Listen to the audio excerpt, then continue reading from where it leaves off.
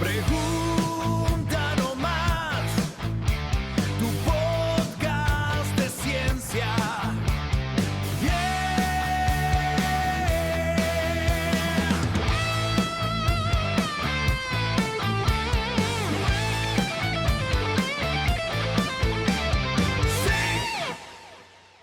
Entonces, bienvenidas a este segundo episodio de Pregunta Nomás, junto a Rafael.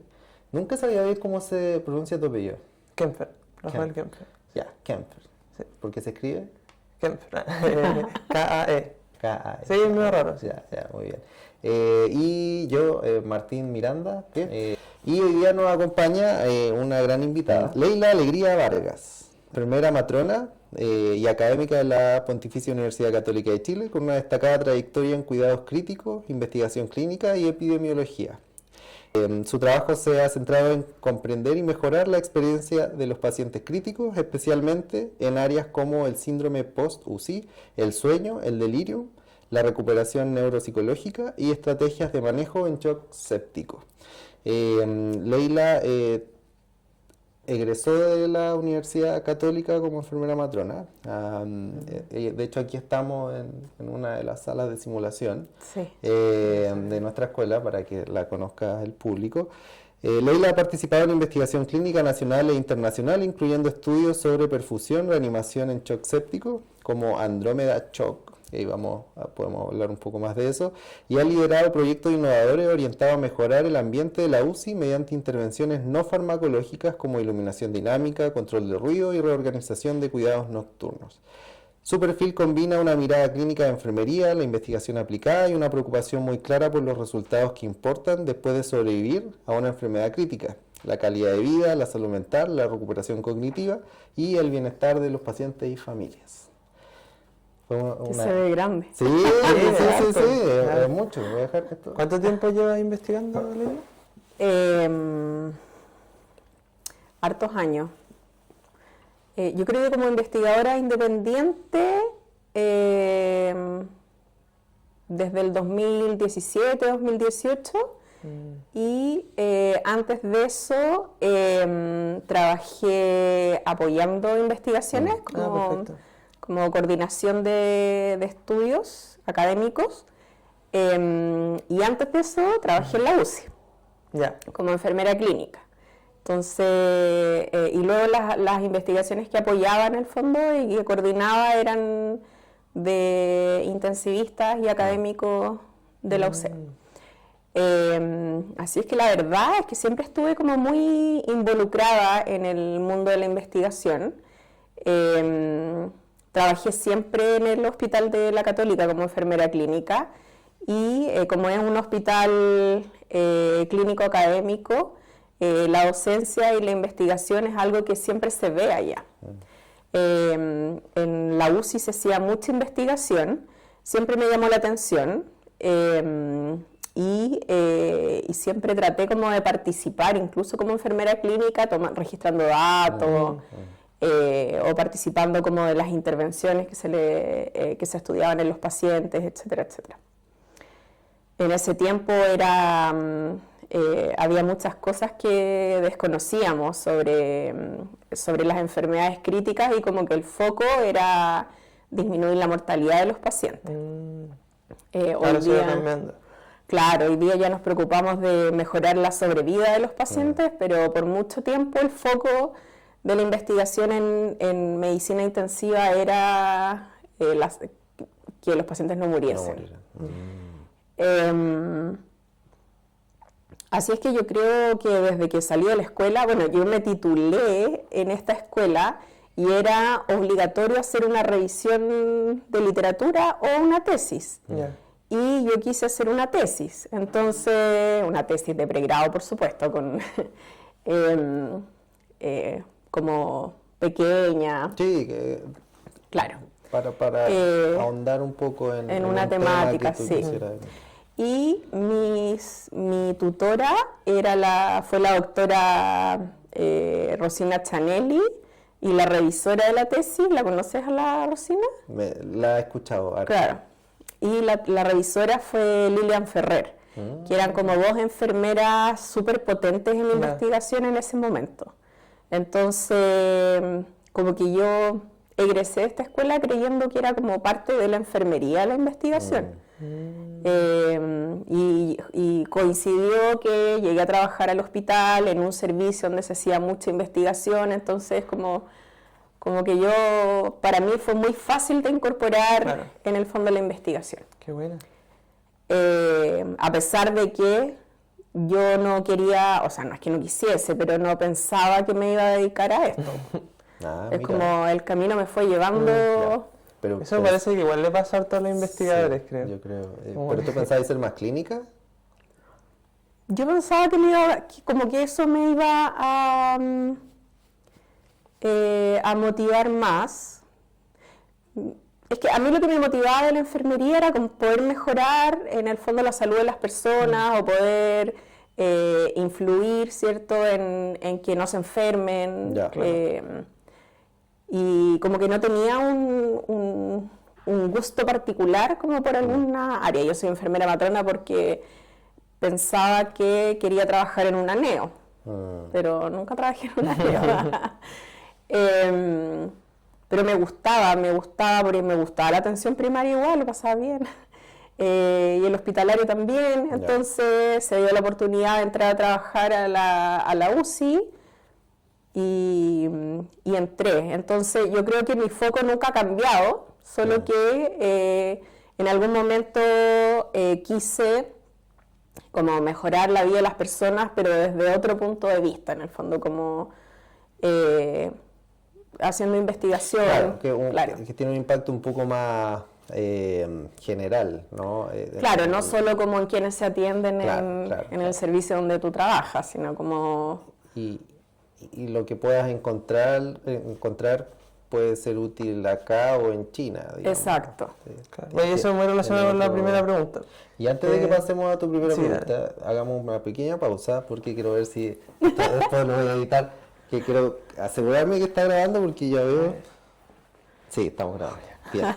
Después de la inspiradora... Ya no me acuerdo lo que dije. Eso, qué terrible. Sí. Ya. Pensé que teníamos sponsors. Un día vamos a tener un Tony Bet. Claro, Tony Bet. La primera pregunta va justo asociado con lo de impacto, porque ¿por qué le dirías tú como a las personas que quizás no están tan involucradas en la ciencia o en el mundo de la salud, que la investigación que tú haces es importante? Y ahí aprovecho también de contar qué es lo que tú haces. Yo creo que, de repente las personas no dimensionamos todo lo que la investigación hace, pero porque hoy día vivimos en un mundo, con mucha tecnología, como que si no indagas en cómo surgió cierta técnica o lo que sea, por ejemplo, no sé, cómo se hicieron los autos eléctricos,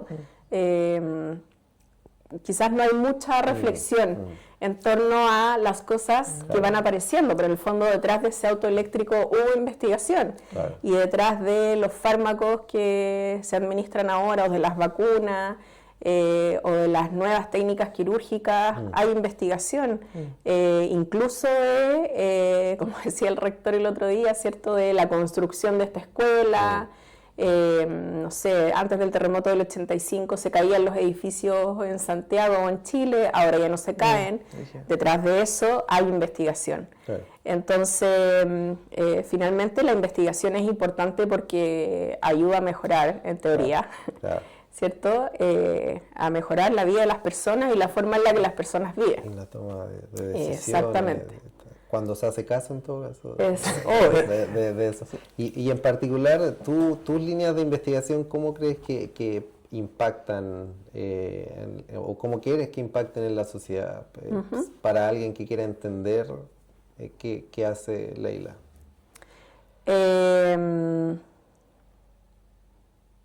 A ver, ¿cómo explicarlo de manera fácil? Es difícil, es muy difícil.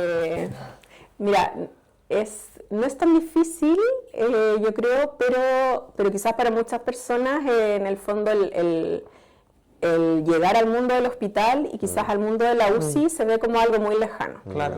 La mala noticia es que puede no ser tan lejano, ¿cierto? En el fondo estamos en un momento en donde incluso ayer o antes de ayer se lanzó un programa para aumentar la natalidad porque nuestra población está súper vieja. Claro. ¿Cierto? Y el tener una población mayor en el fondo implica riesgos para la salud. Además, hay muchas enfermedades crónicas. El cáncer, por ejemplo, también motivó, ¿cierto?, una campaña específica en el fondo para la cantidad de chilenos y chilenas que tienen cáncer y tener como esos antecedentes ya es un riesgo para que si pasa cualquier cosa, como una influenza, un resfrío o una cirugía que pudiese ser como algo sencillo, no sé, una apendicitis, una colecistectomía, termine esa persona requiriendo cuidados intensivos. O estar cruzando la calle. O estar cruzando la calle. Como le pasó a un amigo hace poco, cruzó hacia el GAM y una moto lo atropelló. Una semana en la UCI estuvo. Y claro, uno piensa, uno no se ve entrando a una UCI así como, me podría pasar, y de repente te pasa. Eso, de repente te pasa. Y bueno, como todo hospital, ¿cierto? La idea es que uno salga mejorado o con la salud recuperada, ¿cierto? Pero en el fondo la UCI es un espacio dentro de un hospital, ¿cierto? De una clínica donde además de la monitorización, en el fondo hay tecnología para poder soportar el funcionamiento o apoyar el funcionamiento de los órganos, ¿cierto? Que sea necesario en los pulmones, a través del ventilador, del respirador artificial. O hay ciertos fármacos, ¿cierto? En el caso de que el corazón no sea capaz de no sé, bombear sangre con una presión suficiente, por ejemplo, etc. Y eso tiene cosas muy positivas porque en el fondo preserva la vida, ¿cierto? Claro. Pero puede hacer daño. Claro. Y si le sumamos como a todo esto de terapias y tratamientos, que en el fondo muchas veces la población o las personas ya vienen con una historia, ¿cierto? Que como las enfermedades crónicas o incluso como inequidades, por ejemplo, que nuestro país es tiene harto problema de inequidades en salud y en otros aspectos también, son riesgo también como para sobrevivir no de la mejor manera. Claro. En el COVID igual como que la gente supo un poco más como esto de entrar al ventilador, que a pesar que era para salvarte, igual nadie quería ir al ventilador. No. Y yo por lo menos antes de eso no se hablaba tanto. No, la UCI se hizo famosa gracias a la pandemia. Y se hizo famosa de verdad, o sea, es real. Hoy día hay muchos médicos, por ejemplo, médicas o profesionales de la salud que quieren trabajar en la UCI, ¿cierto? Que quieren formarse a raíz de la pandemia, y las personas yo creo que también conocieron más de cerca la UCI, porque ¿quién no tuvo un familiar o un conocido hospitalizado por COVID? Entonces, claro, eso ayudó un poco a hacer más visible la UCI y hacer más visible los problemas de la sobrevivencia, porque... Eso te quería justo preguntar, porque claro, una cosa es salir vivo de la UCI y otra cosa es la calidad de vida que tienes luego de haber pasado por la UCI. ¿Es muy común que estas personas tengan síntomas que digamos, disminuyan su calidad de vida? Es común, es más común de lo que uno piensa.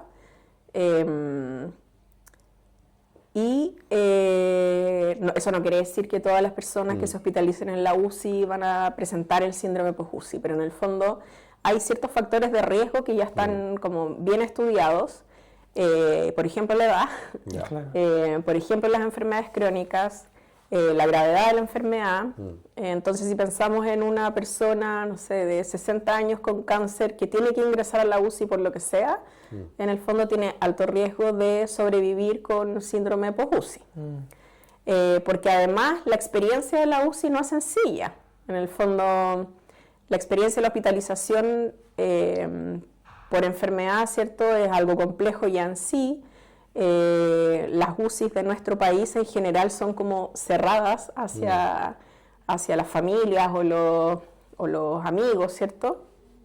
La mayoría tiene como horarios de visita muy restringidos, entonces los enfermos las personas están solas dentro, están siendo cuidadas por personas que no conocen, y lo otro es que es un ambiente súper disruptivo y medio violento, lo encuentro yo, porque en el fondo en la UCI no hay día y no hay noche, funciona igual, de día y de noche.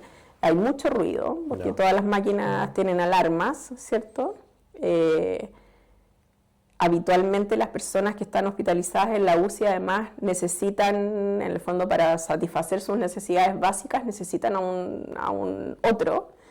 En general siempre están inconscientes, ¿cierto? O pueden estar conscientes, pero no son capaces de comer solos, por ejemplo, o no se levantan al baño en general, como cosas súper básicas y cotidianas. En el fondo se pierde la autonomía mucho en la UCI y eso genera un impacto en las personas.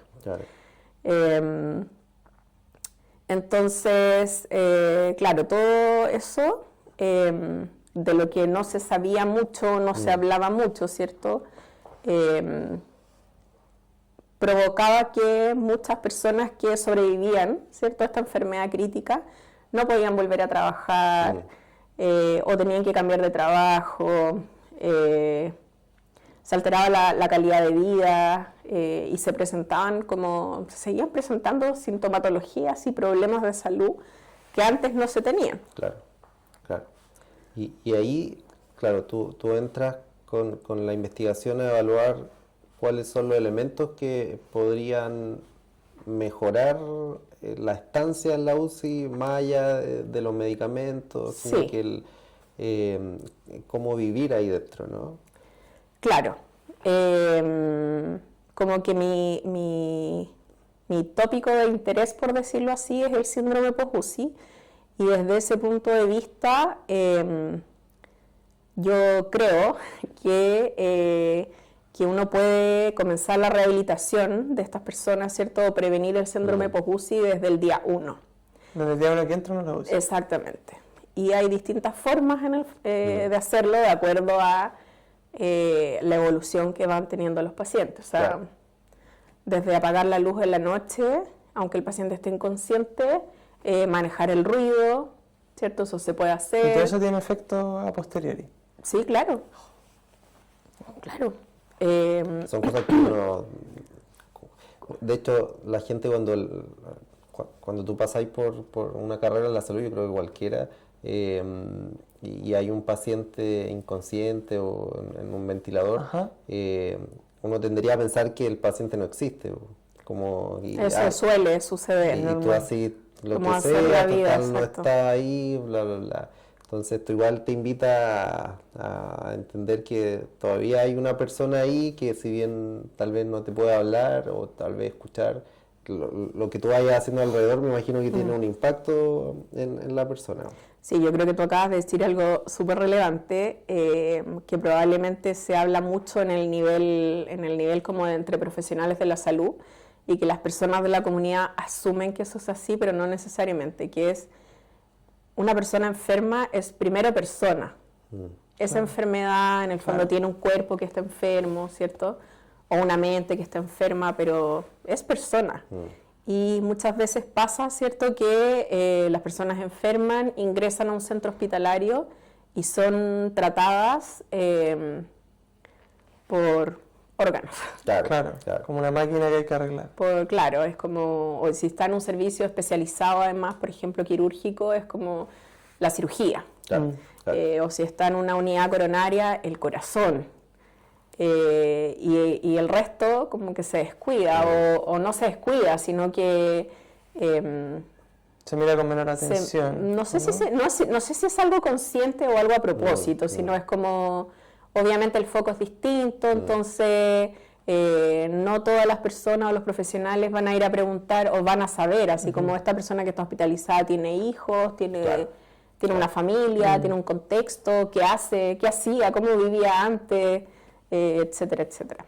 Y resulta que la hospitalización es parte de la historia finalmente, entonces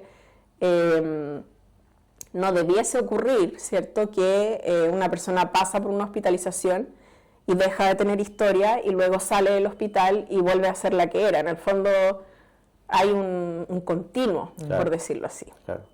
Entonces mi investigación se enfoca en que ese continuo se mantenga, ¿cierto?, tratando en lo posible con intervenciones no farmacológicas, como de mejorar el paso, ¿cierto?, por la UCI. También tratar de entender como algunos factores propios de nuestra cultura que pudiesen estar, o de nuestro país, ¿cierto?, que pudiesen estar provocando como que este problema se produzca más. Por ejemplo, la forma en la que uno vive, ¿cierto?, en el fondo si tiene un contexto social, si tiene cierta educación, cierto nivel educacional, redes de apoyo, etcétera, que se llaman determinantes sociales de la salud. Y por otra parte, ¿qué pasa después? Esos son como mis tres focos, siempre en relación al síndrome post-UCI, pero primero tratando de entender, ¿cierto? Porque el síndrome post-UCI de los pacientes críticos de Chile son distintos a los de Estados Unidos, por ejemplo, y los de Arica son distintos a los de Santiago, y los de Aysén también. El Martín me había dicho que, bueno, ahí también sale en el resumen, que me pareció muy interesante lo del estudio del sueño. Ah, sí. Ahí, ¿cómo les miden como la actividad mientras duermen? Sí, bueno, hay que partir de la base que las personas en Chile no duermen muy bien. Las sanas, se supone, tampoco duermen muy bien. ¿Tanto es una cantidad como correcta de sueño? Es que es variable porque hay como distintos cronotipos, claro, como distintos perfiles. Pero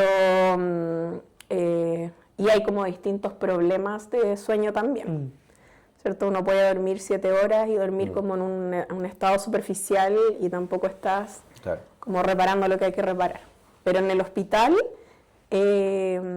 tanto por los fármacos que reciben los pacientes como por la enfermedad misma, también algunos antecedentes y las intervenciones y el cuidado, las personas no duermen. Eso, una persona podría pensar que si está todo el rato sedado con drogas, no sé, que lo mantienen inconsciente, básicamente está descansando 24 horas a la semana, o sea, al día. No, o sea, mira, yo creo que está claro que las personas con sedación o que están inconscientes no duermen, pero no, o sea, eso no, que estén inconscientes no quiere decir que estén durmiendo. O estén ocurriendo los procesos que ocurren mientras uno duerme, ¿cierto? Y eso no ocurre en los pacientes críticos. Y una vez que vamos sacando los sedantes y que las personas comienzan a despertar, se produce como un proceso de transición en el fondo, en donde todavía hay un poquito de sedación, producto de estos fármacos, aunque ya estén como en retirada, y el volver o tratar, lo que hace como nuestro cuerpo, ¿cierto? Es como tratar de que rápidamente los ritmos se vuelvan a normalizar. Pero es imposible que en la UCI los ritmos se vuelvan a normalizar porque no tenemos los gatillantes. En el fondo, la UCI, por ejemplo, donde yo trabajo, tiene pocas habitaciones, o sea, bueno, yo no trabajo en la UCI, pero de la del hospital, tiene pocas habitaciones con luz natural. Entonces, en el fondo, la mayoría de las habitaciones requieren luz artificial.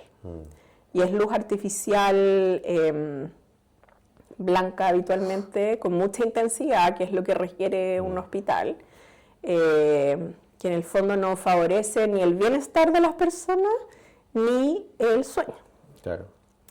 Entonces, y bueno, además de eso, por ejemplo, el monitoreo es continuo. 24/7, entonces durante la noche se administran medicamentos, se monitorizan signos vitales, pasan cosas igual que durante el día. Claro. Y lo que nosotros hicimos fue una intervención que era no farmacológica y instalamos en algunas piezas en la UCI un sistema de iluminación que se llama sistema de iluminación dinámico. Okay. Y que además era multiespectral. Entonces la gracia era que en el fondo simulábamos un día común y corriente, un día soleado común y corriente dentro de la UCI. Entonces la luz era cálida, ya no era blanca, pero se lograba la intensidad que se necesitaba para un hospital, para hacer procedimientos, por ejemplo. Pero no era luz blanca, era amarilla, y además tenía distintos espectros en el fondo para incentivar el ritmo circadiano. Así es que ahora el único factor disruptor no es la luz. Entonces por eso en el fondo acompañamos esa intervención con otra intervención que iba enfocada al ruido y utilizamos el ruido rosado, que es como enmascaramiento del sonido en el fondo, como el ruido blanco que se usa en los bebés. En este caso era rosado. Y reorganización de actividades nocturnas, que en el fondo es como en los pacientes que ya están como, salieron de la fase crítica de la enfermedad, ¿ya? Y están en fase como de recuperación, ya uno puede organizar ciertos cuidados para darle un recreo al paciente, por decirlo así. Entonces, no molestar, a no ser que sea necesario, que el paciente lo requiera, ¿cierto?, por ejemplo, entre la 1 de la mañana y las 5 de la mañana, que es súper poco, y cuesta mucho en el fondo que el equipo de salud... Y cuesta porque las valoraciones, evaluaciones son muy con poco tiempo entre medio, ¿no? Yo creo que por varias razones. O sea, hay pacientes que requieren evaluaciones continuas, o cada 1 hora. Por ejemplo, la evaluación neurológica tiene que ser, si es que el paciente requiere una evaluación neurológica, es imposible no hacerla. ¿Eso significa que llega una persona, entra alguien a evaluarlo, claro, o sea, alguien lo evalúa. Ahora, uno puede hacer evaluación sin necesidad de despertar a los pacientes también. ¿Vale? ¿Cómo esto se podría aplicar para el cuidado adulto mayor?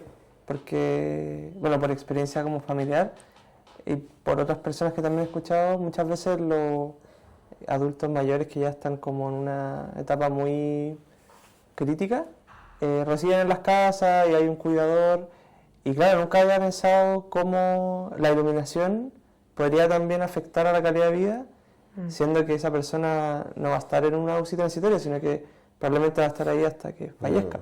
Entonces, no sé cuál es tu visión, cómo lo piensas tú. O sea, sí, de todas maneras. Eso es como el cuidado de fin de vida, que en el fondo uno piensa que el cuidado de fin de vida es como cuando te dicen te vas a morir, no sé, en una semana o 2 semanas, y no es así. O sea, todos vamos a llegar en algún momento a necesitar cuidados de fin de vida,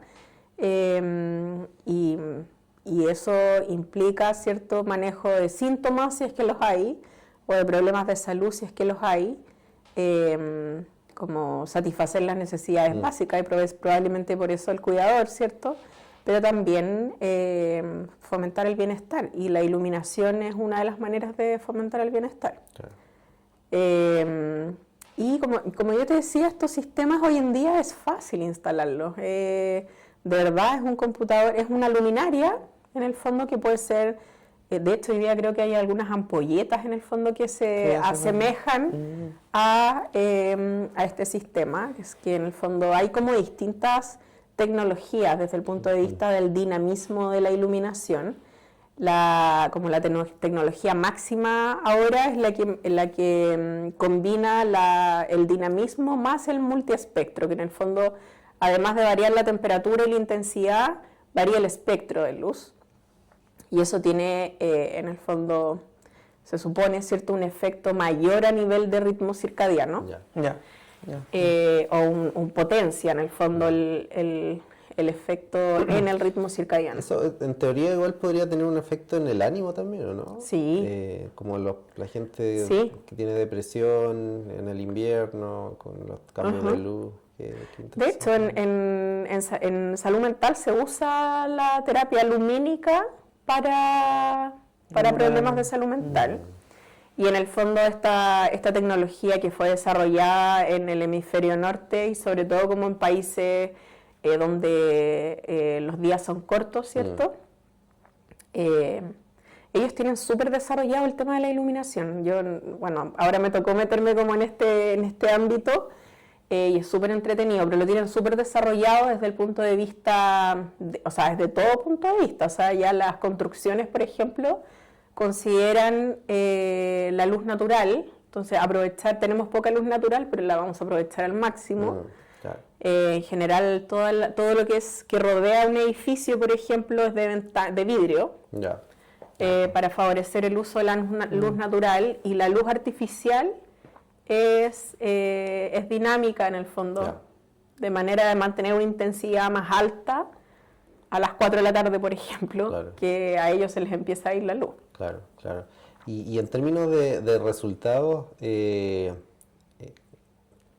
¿hay algo que tú esperes, digamos, así como cuando uno se plantea una hipótesis y la busca como el mejor escenario? ¿Tienes tú una visión ahí de el impacto que podría tener esto en pacientes con UCI, en cualquier aspecto de su recuperación? Yo creo que,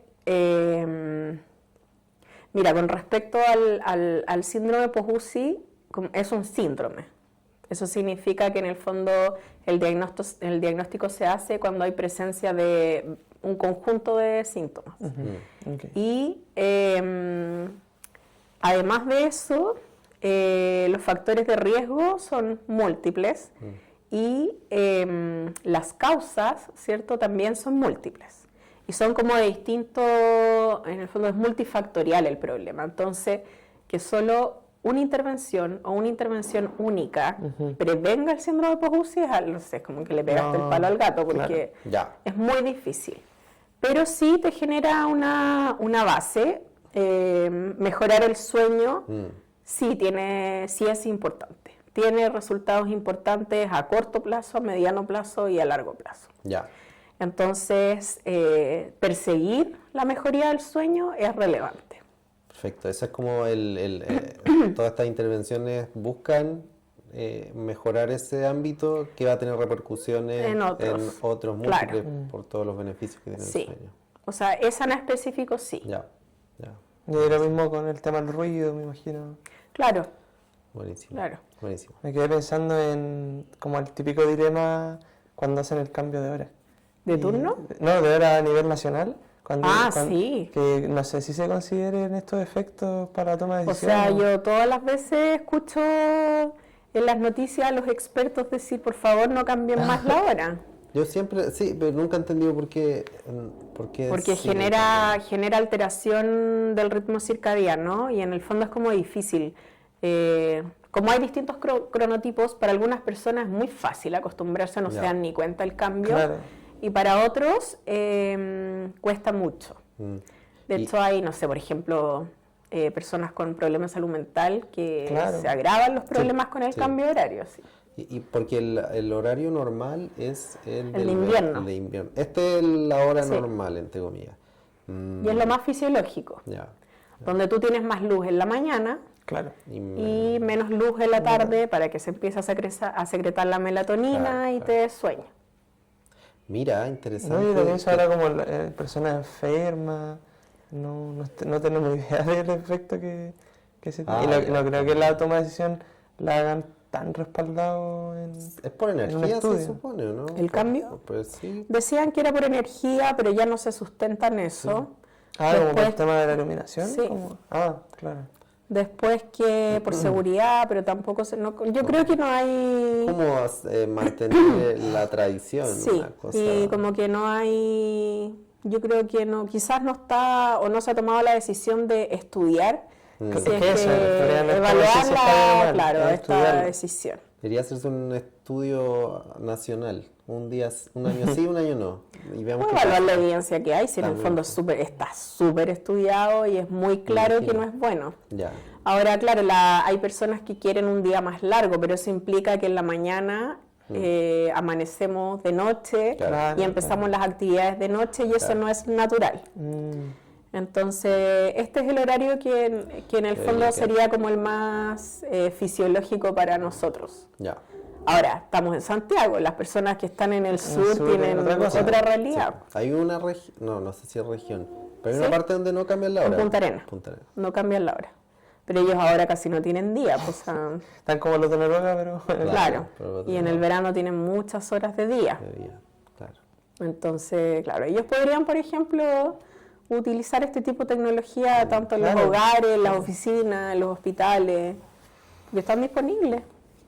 Es cosa bueno, ahí estás tú, para empujarla.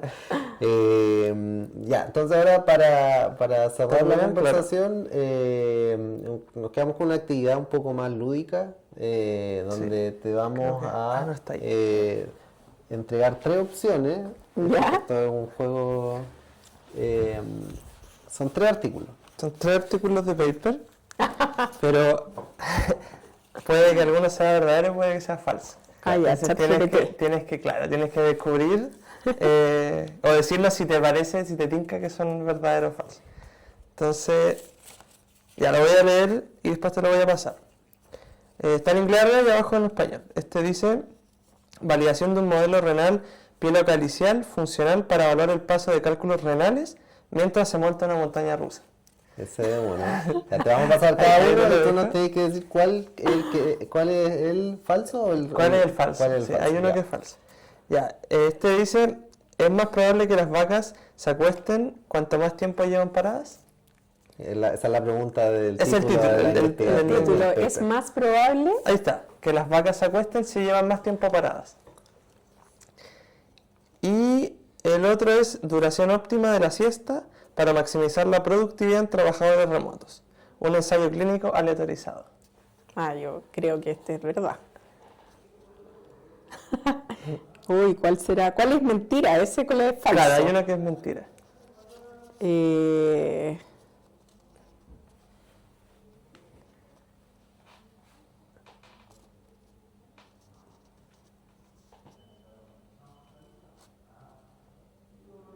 Mira, yo creo que lo lógico sería que este fuese real, pero yo creo que no es real. Demasiado normal, es demasiado estándar.